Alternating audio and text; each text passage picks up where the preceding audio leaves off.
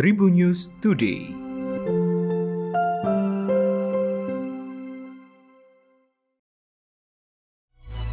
Apa kabar Tribuners? Berjumpa kembali bersama Hakim di Tribun News Today. Hakim akan berbagi informasi menarik hari ini, mulai dari informasi nasional, regional, selebritis, dan olahraga. Pengamat politik sekaligus Direktur Lingkar Madani Indonesia atau LIMA, Ray Rangkuti menilai pemerintah seharusnya segera merespon pertanyaan publik terkait penilaian adanya 4 orang wakil pemerintah dalam tim seleksi penyelenggara pemilu 2021-2022. Menurut Ray, pernyataan ini logis untuk ditanyakan karena setidaknya ada 4 nama di dalam timsel yang jabatannya berada di bawah struktur presiden. Di antaranya adalah Juri Ardiantoro, Bakhtiar, Edward Omar Syarif Hiarij, dan Pongki Indarti. Ray mengatakan kenyataan ini tentu saja bertentangan dengan pasal 22 ayat 6 Undang-Undang Nomor 7 Tahun 2017 yang mensyaratkan wakil pemerintah dalam timsel hanyalah 3 orang, sementara wakil masyarakat dan akademisi adalah 4 orang.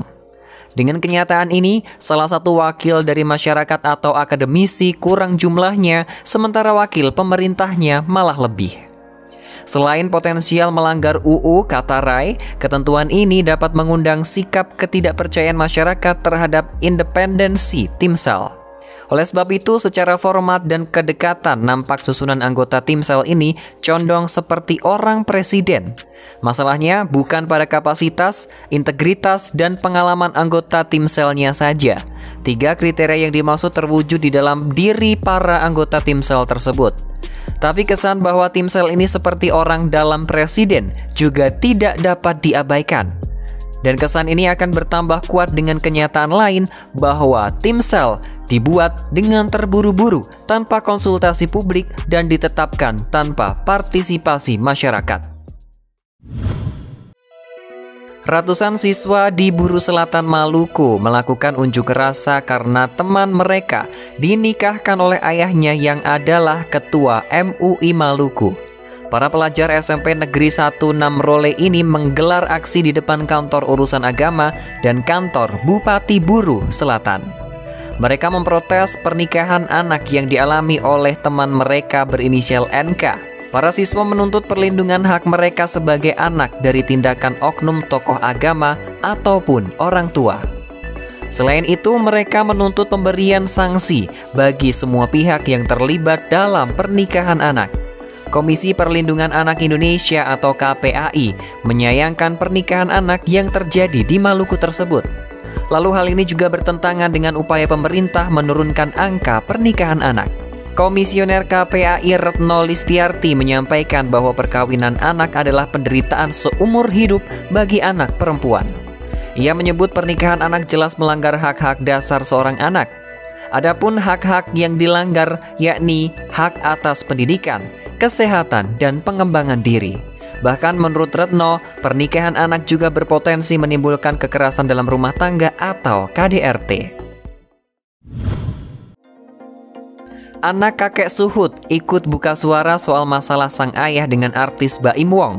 Diketahui konten YouTube Baim Wong yang menampilkan seorang kakek bernama Suhut viral di media sosial.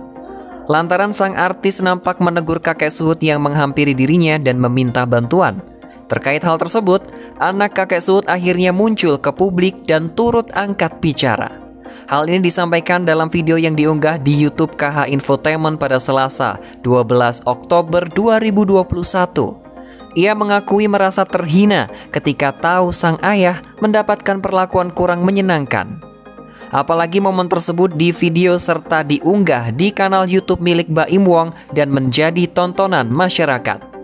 Anak kakek Suhut juga tahu bahwa masalah ini dari teman-temannya yang menghubungi lewat pesan singkat. Anak kakek Suhut mencoba meredam emosi saat melihat dari sudut pandang Baim Wong. Tetapi tak dipungkiri ia menyayangkan muka sang ayah yang terpampang jelas di video tersebut. Meski begitu, anak kakek Suhut tak ingin memperpanjang masalah ini hingga berujung ke laporan polisi.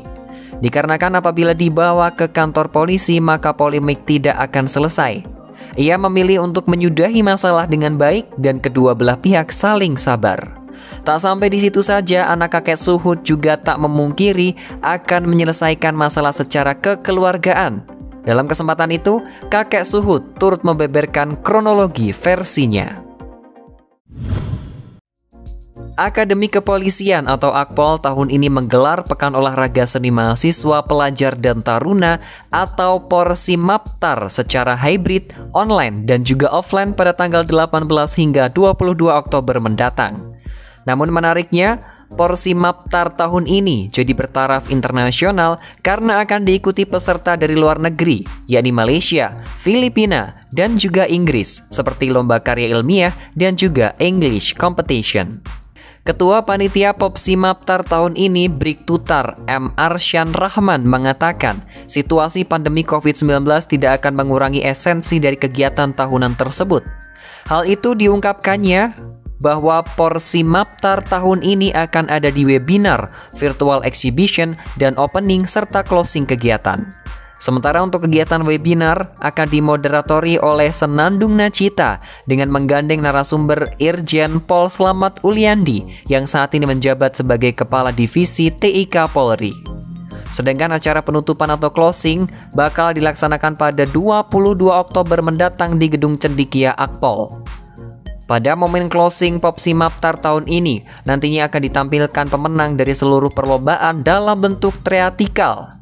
Acara pembukaan Porsimaptar tahun ini nantinya juga akan dilakukan melalui virtual maupun secara langsung dari kampus Akpol dan akan disiarkan secara langsung atau live streaming melalui YouTube Akpol. Demikian tadi 4 informasi terupdate hari ini. Jangan lupa untuk terus mendengarkan Tribun News Today hanya di Spotify, Tribun News Podcast, dan YouTube tribunnews.com. Tetap patuhi protokol kesehatan 3M dengan memakai masker, mencuci tangan, dan menjaga jarak atau menjauhi kerumunan. Saya Hakim pamit, salam sehat untuk semua. Tribun News Today.